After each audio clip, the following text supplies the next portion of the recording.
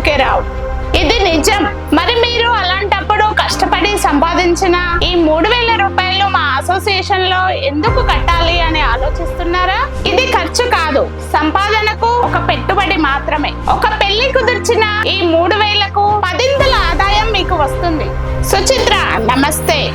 నమస్తే అండి, నేను మీ జనతా మ్యారేజ్ బ్యూరో అసోసియేషన్ అధ్యక్షురాలు జ్యోతి గారినండి. 3,000 పెట్టుబడితో 30,000 నుండి ₹1,00,000 సంపాదించుకోవచ్చు అన్న విషయం మీకు తెలుసా?